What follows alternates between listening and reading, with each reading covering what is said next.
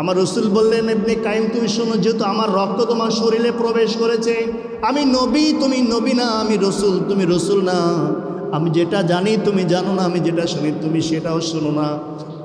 আমি নবী তোমাকে বলছি, পৃথিবীর ময়দান থেকে আমি তোমাকেই জানিয়ে দিলাম, তোমার শরীরের সমস্ত সব রক্ত কাফেরদের জন্য হারাম করে দিলাম।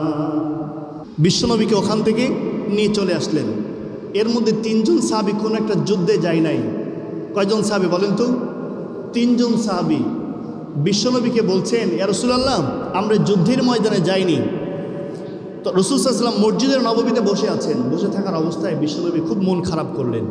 তখন বললেন, আর কে যাও নাই? তখন তিনি বললেন, হেলাল বিন উমাইয়া যায় নাই। আর কোন সাহাবী যায় নাই? তিনি আরেকটা সাহাবীর নাম বললেন। টোটালি কয়জন সাহাবী? কাব বিন মালিক, হেলাল বিন উমাইয়া, আরেকটা সাহাবী। এই 3 জন সাহাবী আমরা যুদ্ধের ময়দানে যাই নাই। তখন বিশ্বনবী বললেন, ঠিক আছে তোমরা বাড়িতে চলে যাও। বিশ্বনবী সকল সাহাবীদেরকে আবার ডাকলেন মসজিদে নববীতে। ডেকে বললেন, আমার সাহাবীরা তোমরা শুনে রাখো, আমাদের এই যুদ্ধের ময়দানে এই 3 জন সাহাবী যায় নাই। এই 3 জন সাহাবীর সাথে তোমরা লেনদেন কথাবার্তা সব অফ করে দাও, এমনকি তাদের একাকিত্ব করে দাও। কথা বলেন, একাকিত্ব করে দাও, ওদেরকে সমাজে কাউকে মিশতে দিও না। এর মধ্যে যে সাহাবী বিশ্বনবীকে বললেন, কাব বিন মালিক, যারা রাসূলকে বললেন আমরা যুদ্ধে যাই না, তিনি বাড়িতে গেলেন। যাওয়ার পরে বিবিকে বলছেন, বিবি দরজা খোলো। বিবি বললেন, না আমি দরজা খুলতে পারি, আপনার সামনে আসতে পারি না। তার কারণ বিশ্বনবীর কাছ থেকে আইন জারি হয়ে গেছে, যারা এই যুদ্ধের ময়দানে যায় নাই তাদের সাথে সমাজের কোনো মানুষ যেন কথা না বলে। বলি সুবহানাল্লাহ। সুবহানাল্লাহ বলবেন না? আরে মিয়া সুবহানাল্লাহ বলবেন না?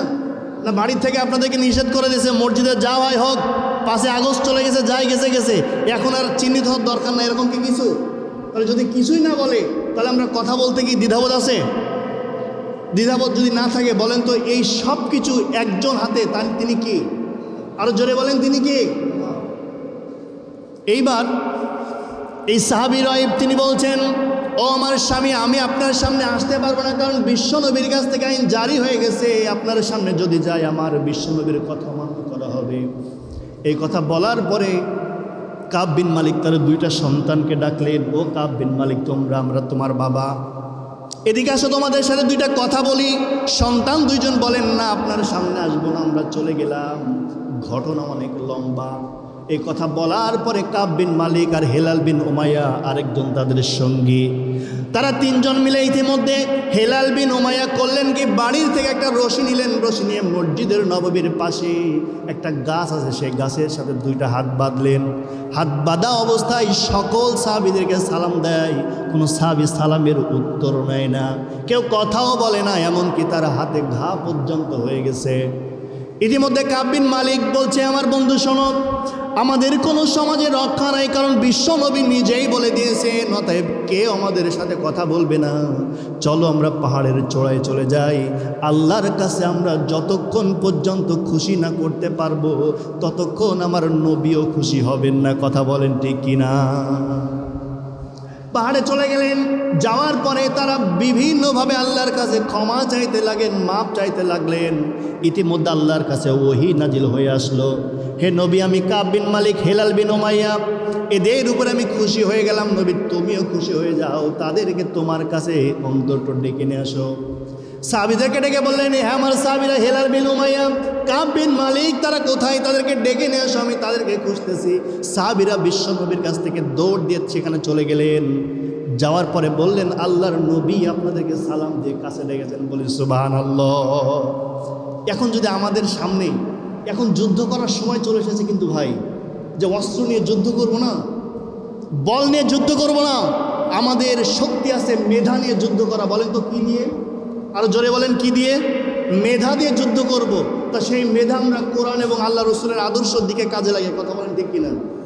আমরা গ্রামগঞ্জে আল্লাহর রহমতে অনেক ভালো আছি, কিন্তু না, আমরা প্রত্যেকটা সময় যেন আল্লাহর দ্বীন এবং রসুলের আদর্শের দিকে আমরা পথ চলে কিয়ামতের এই কঠিন ময়দানে যাওয়ার আগে অন্তত মৃত্যুর সময় কালেমার যে শব্দগুলো আছে, অন্তত কালেমাগুলো পড়ার মতো তৌফিক যেন দেয়। বলে আমিন।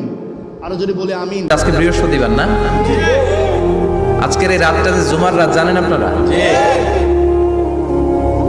আমরা বাংলাদেশে মনে করি জুমার দিন শেষে যে রাতটা ওইটা মনে হয় জুমার রাত, আসলে ওইটা শনিবারের রাত।